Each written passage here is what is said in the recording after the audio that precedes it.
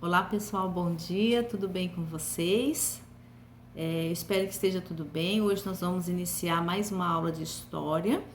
Peguem o livro de história e abram na página 31. E nós vamos terminar então o capítulo 2, tá?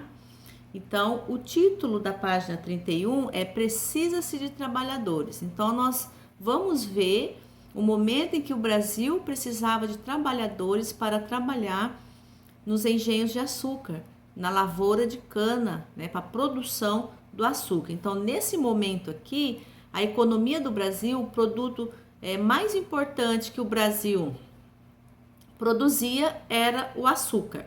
Tá? Então, no primeiro parágrafo diz o seguinte: quando os colonizadores portugueses começaram a ocupar o Brasil, eles precisavam de trabalhadores para os engenhos de açúcar.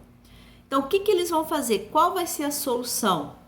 O trabalho indígena, eles não tinham suficiente, muitas tribos indígenas não aceitaram a escravização, mas muitos indígenas foram escravizados também, e os indígenas eles não eram aptos, eles não tinham técnico, conhecimento na produção do açúcar, trabalhar no engenho. Então, qual mão de obra eles vão buscar? Os africanos. Tá? Então, por isso, continuando lá, eles começaram a comercializar e trazer africanos escravizados, né? Então, a mão de obra utilizada no processo da produção do açúcar, para trabalhar na produção do açúcar, foi a mão de obra africana, escravizada, tá? Então, eles iam lá na África, traziam os africanos de lá e vendiam aqui no Brasil, e eles eram escravos, tá? E além de abastecer a colônia com mão de obra, esse comércio rendeu muito dinheiro a Portugal. Então, os traficantes de escravos portugueses, como eram chamados, eles ganharam muito dinheiro fazendo esse tráfico de escravos, né? Eles iam lá na África, no continente africano, traziam os africanos e vendiam aqui no Brasil como escravos. No segundo parágrafo, o autor coloca o ano em que foi extinto definitivamente a escravidão no Brasil, que foi em 1888, com a Lei Áurea. Tá? Mas antes dessa lei aí, além dos escravos, aliás, africanos, muitos indígenas também foram escravizados na região que é a Amazônia, que é o Mato Grosso, né, o nosso estado, região de São Paulo, Paraná, mas nem todos os indígenas aceitaram a escravização e lutaram. Tá? Então, somente em 1888 a escravidão foi extinta. O que é? Acabou definitivamente a escravidão, estava proibida a escravidão.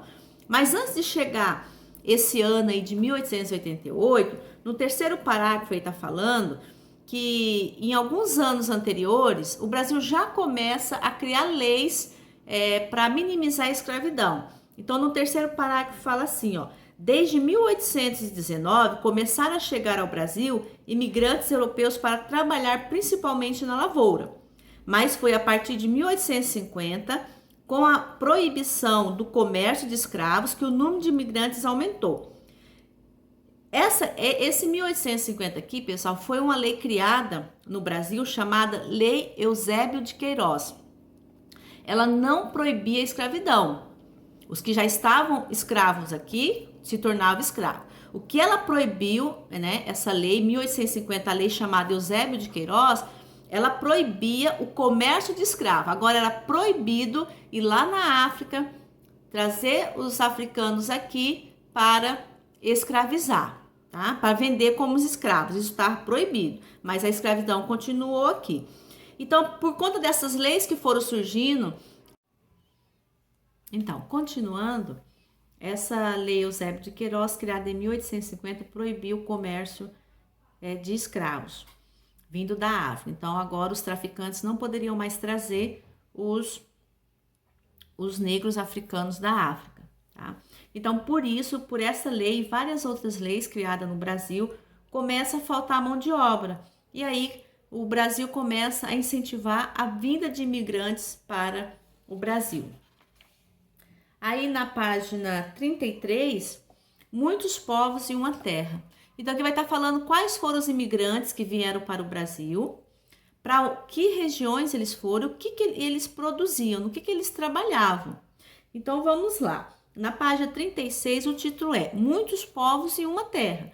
Então o primeiro parágrafo está falando quais foram os imigrantes que vieram para o Brasil. Muitos vieram portugueses na colonização, depois italianos para trabalhar na lavoura do café, espanhóis, japoneses, alemães, sírio-libanês, poloneses, russos, ucranianos e recentemente vieram haitianos, chineses, coreanos, bolivianos, paraguaios, peruanos, nigerianos, angolanos e outros, tá? Então, no início, aqui no segundo parágrafo, está falando o seguinte: os italianos vieram para as fazendas de café do estado de São Paulo e também Minas Gerais, tá? Então, os italianos, eles vieram para trabalhar no quê? Na lavoura do café, no estado de São Paulo, e para as colônias agrícolas, na região do Rio Grande do Sul e Santa Catarina, tá? Ali eles cultivavam o quê? Vinho e criavam porcos. E por isso que fala colônias agrícolas, né? E especificamente São Paulo foi na lavoura do café, na produção do café. Aí no terceiro parágrafo fala: passado algum tempo, muitos saíram das fazendas para as cidades. Por quê? Porque no Brasil começa o processo de industrialização, né? E aí, principalmente no quê? Na indústria têxtil e nos alimentos, indústria alimentícia e indústria têxtil. Têxtil é a produção, a fabricação de tecido, tá? E aí mostra algumas fotos aí dos italianos imigrantes, né? Aí depois aí fala assim, o parágrafo logo abaixo das primeiras fotos aí. Os espanhóis, assim como os portugueses e os italianos, vieram para o Brasil para trabalhar na lavoura, na indústria e no comércio, tá?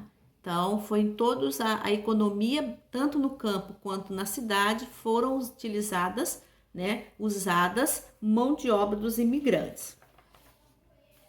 Aí vamos lá na página 34. Na página 34, no primeiro parágrafo, está falando sobre os alemães. Qual região que os alemães vieram? Então, os alemães estabeleceram principalmente no Rio Grande do Sul e em Santa Catarina. O que eles vão se especializar? O que eles vão trabalhar no quê? Nas propriedades de terra, tá? Então, região Rio Grande do Sul, Santa Catarina, Paraná, são imigrantes principalmente alemães, tá? Eles vieram trabalhar na lavoura, nas propriedades de terra, na lavoura. Mas também foram também para São Paulo, Rio de Janeiro e Espírito Santo. Mas o foco deles foi a região do Rio Grande do Sul e Santa Catarina. Por que eles foram para lá? Porque o clima é muito parecido com a Europa. Por isso que a maioria dos alemães optaram para fixar moradia no Rio Grande do Sul e Santa Catarina. Logo aí abaixo fala, os imigrantes de origem sírio-libanês dedicaram-se especialmente ao comércio, assim também como os chineses e coreanos. Então, eles foram mais para a região de São Paulo, Rio de Janeiro, porque lá é a metrópole, lá o centro industrial do Brasil está em São Paulo, tá? Então, como a prática deles era o comércio e não a agricultura dos sírio-libaneses e chineses, eles vão para essa região onde as indústrias se estabeleceram. Já os alemães e italianos, que eles tinham mais a prática da lavoura, eles vão se fixar moradia no Rio Grande do Sul, Santa Catarina e Paraná também, tá? Na página 35 está falando sobre os imigrantes japoneses, que eles começam a vir para o Brasil em 1908. No primeiro parágrafo está falando. Os japoneses vieram a partir de 1908.